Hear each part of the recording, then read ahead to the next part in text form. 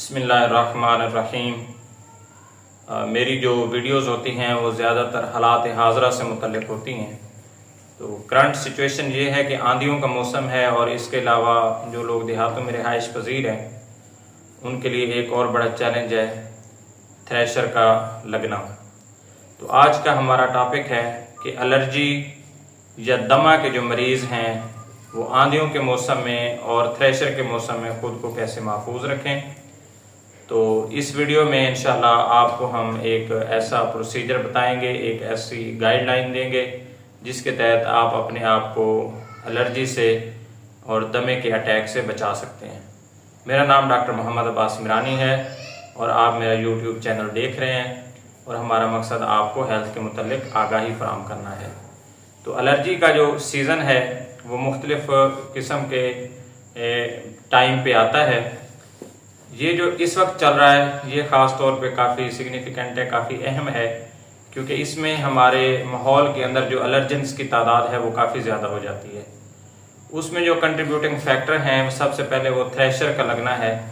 गंदम जो भी लोग काश्त करते हैं वो थ्रेशर लगवाते हैं और उससे काफ़ी सारा जो डस्ट है वो पैदा होता है और भूसा वगैरह जो है वो उड़ता है फ़ज़ा के अंदर, हवा के अंदर। तो वो मुअल्लक हो जाता है क्योंकि वो लाइट वेटेड होता है और वो मुअल्लक हो जाता है और काफ़ी टाइम तक वो फ़ज़ा में, हवा में मौजूद रहता है और आपका जब भी वहाँ से गुजर होता है या आप इंडोर हैं, घर के अंदर हैं, तो वो आपके घरों में भी दाखिल हो सकता है एयर करंट के थ्रू।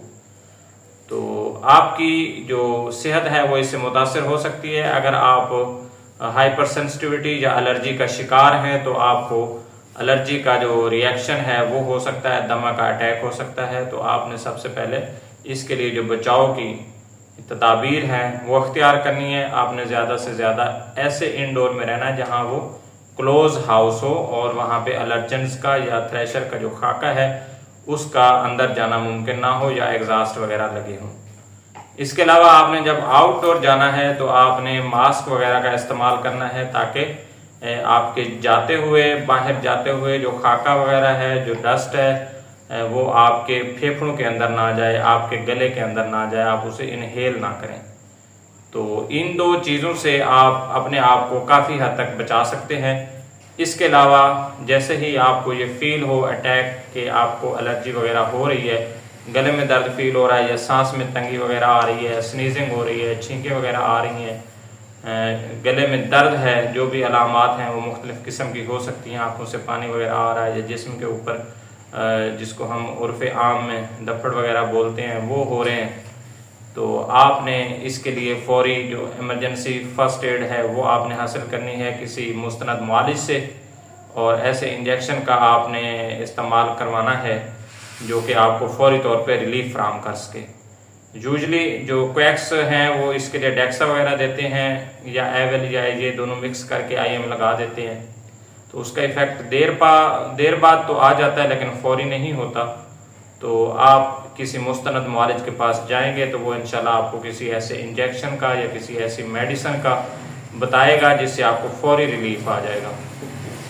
इसके अलावा खुदा न खास्ता अगर आपको या आपके बच्चे को अस्थमा का अटैक हुआ है इसी एलर्जेंस की वजह से, इसी खाके की वजह से, धूल मिट्टी और ये जो डस्ट है इसकी वजह से, तो उसके लिए भी आपने उसका सांस बहाल करना है और सांस बहाल करने के लिए आपको इमरजेंसी में जाना है।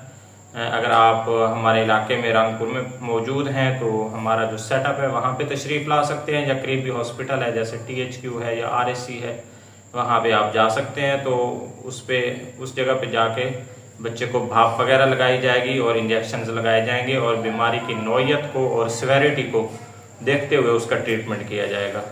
इसके अलावा जो एहतियाती तदाबीर बताई हैं वो भी आपने अख्तियार करनी है। और ये जो सीज़न है 4 to 6 वीक्स का, इसमें आपने अपने बच्चे को खुद को एलर्जन से बचाना है और इस मौसम से आपने खुद भी बच के रहना है, ज़्यादातर इंडोर रहना है और घरों में एग्जॉस्ट फैन का जो है वो आपका लगा होना लाजमी है। और इसके अलावा आप बाहर निकलें तो मास्क का इस्तेमाल यकीनी बनाएं। Thank you.